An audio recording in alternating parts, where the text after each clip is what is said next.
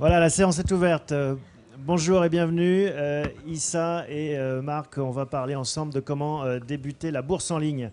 Sujet qui intéresse plein de monde, soit parce qu'on cherche à ouvrir un compte en ligne, soit parce qu'on fait ses premiers pas et qu'on n'est jamais assez aguerri. Donc on va essayer de profiter de vos lumières. Un mot sur vous déjà pour commencer. Issa, Cortal Consors, c'est vous? Oui, donc bonjour à tous. Issa Maïga, responsable de la bourse chez Cortal Consors. Cortal Consors, aujourd'hui, qu'est-ce que c'est? C'est 500 000 clients en France, plus de 1 500 000 à travers le monde. Une entité qui se développe donc en France, en Espagne, au Luxembourg, en Inde et à Singapour.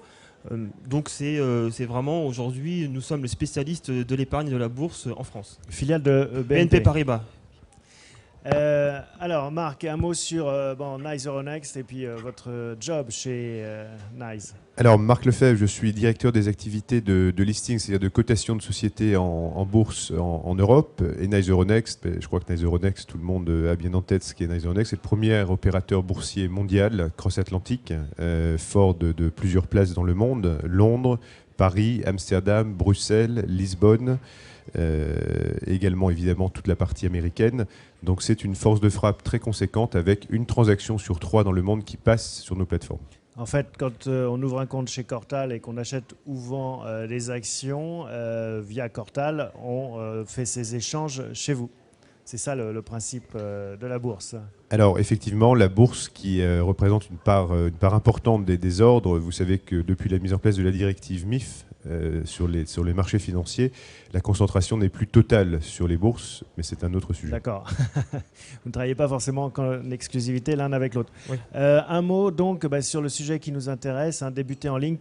À quoi il faut penser quand on commence à se dire j'ai envie d'investir en bourse? Il y a des très jeunes, je ne sais pas si vous avez des comptes encore ou pas,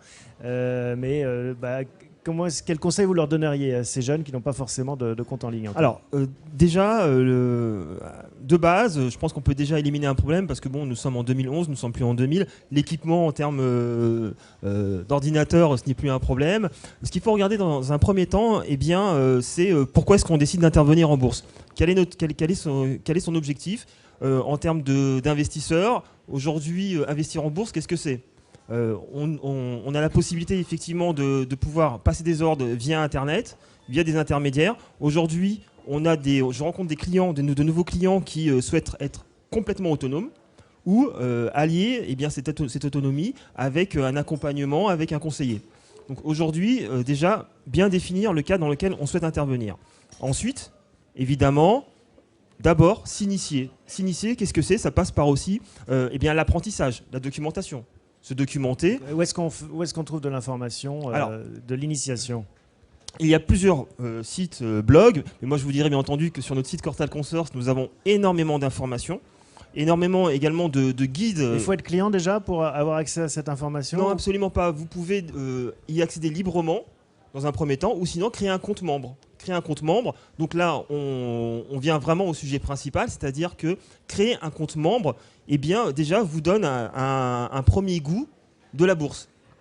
Marc, on parle de la bourse en ligne. Est-ce que vous avez une idée de ce que ça représente la bourse en ligne pour les particuliers par rapport à la bourse, on va dire, intermédiaire avec dans son agence par exemple, bancaire ou autre?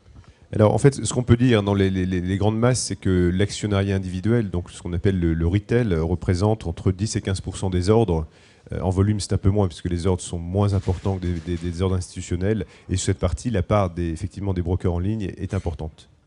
Un mot, donc vous disiez, moi je m'occupe du listing, des cotations, des introductions en bourse, qui est aussi un facteur de motivation des particuliers en général pour s'intéresser à la bourse, parce qu'il y a une campagne souvent de communication qui l'accompagne.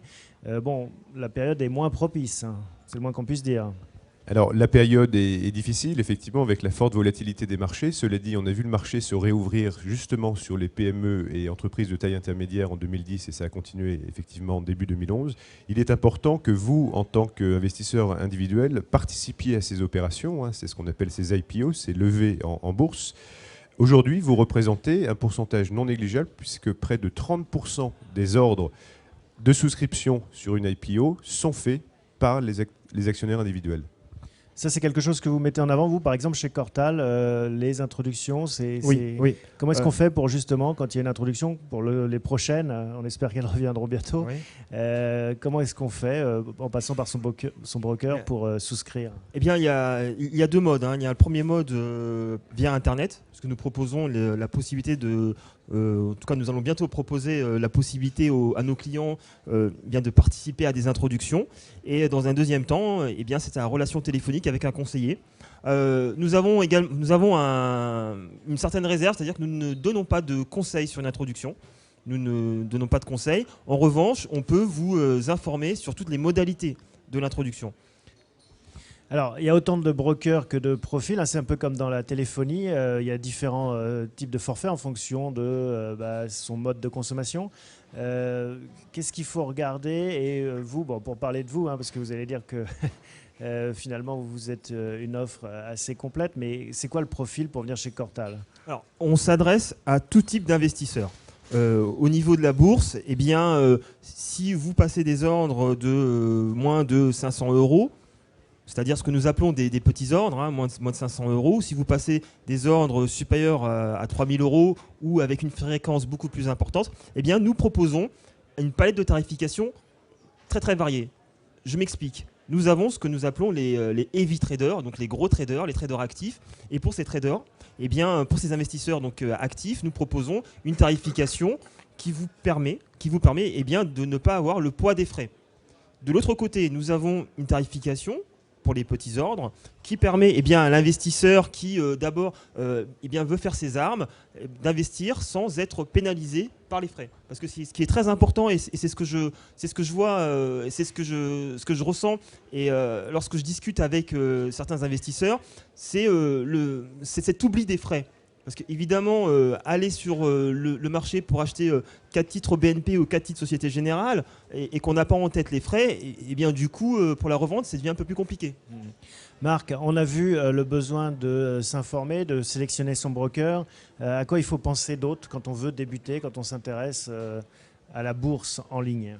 Mais il est extrêmement important de bien effectivement réfléchir au segment sur lequel on veut aller. Vous savez qu'on a une diversité de sociétés au sein de Nice Euronext. On a plus de 1200 sociétés cotées, donc ça va des très très grosses capitalisations aux petites entreprises.